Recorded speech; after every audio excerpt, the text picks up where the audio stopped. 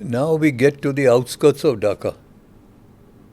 We are not in communication with anyone in the Indian Army. We are not in radio touch with anyone.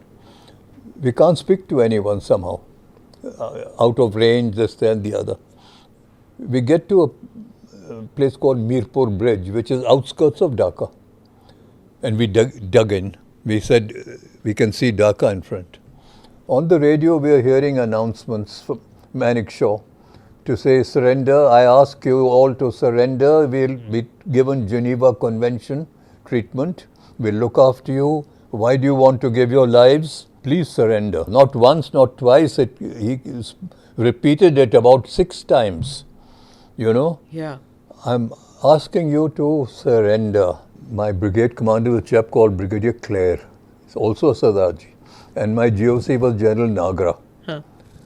Very fine man. Yes. So Nagra said, why don't we send a patrol to the bridge to see if there's anyone there? We sent a patrol. We found the bridge abandoned. Pakistanis had left and gone back to Dhaka.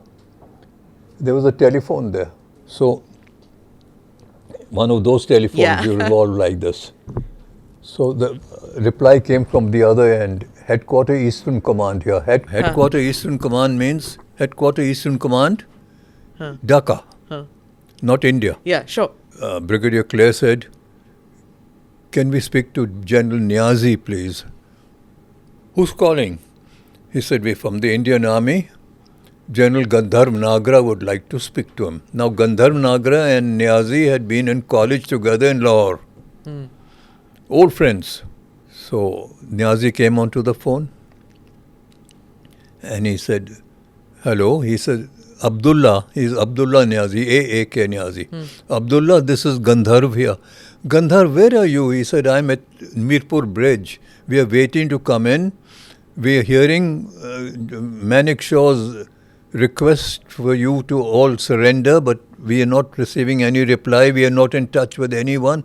He says, I have already given orders to my troops to move into the barracks and to be ready to surrender. We are ready to surrender, but we don't know how to inform India and the Indian Army that we are ready to surrender. I don't know how to respond to Manik Shaw's speeches. So Gandharv said, well, we are here. So he said, what I'll do is I'm sending General Jamshed in a car. About 20 or 30 of you come in. I'll send you 6 cars. We'll meet in the operations room and we'll discuss here. So these 6 cars arrived with a flag flying. Which flag flying? That General Jamshed's... But this could be a trap. Could be a trap. But then at that time, soldiers take a chance, isn't it? Could be a trap. Okay. But we said we will take this risk. So we got into these cars. Because by that time... Have you called back command headquarters? You haven't. You take the decision there. We took the decision. General Nagra took the decision. We're driving in with General Jamshed, asking the driver, what is that? He says, the university. And what is that? That's the race course. So we get into Headquarter Eastern Command. And a young officer comes out, maybe staff officer, to Niazi. He says, General Niazi is in the office. So Gandharv Nagra and Brigadier Clare walk in. I'm just along with them, embrace each other. He says, hello Gandharv. He says, hello Abdullah, how are you? Unbelievable. How are you?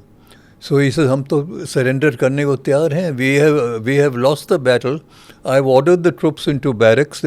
They're all in barracks. But I don't know how to inform you all. He said, we'll come to your headquarters and we'll continue trying to get in touch with India. What's his body language like, General Niazi? Is he looking dejected, depressed? He's a general who's lost a war. Because they were expecting the 7th Fleet to come. They were expecting help from Pakistan. Dejected. He was feeling let down that West Pakistan has let them down. What was his, like, you're saying he got up and hugged? Yeah.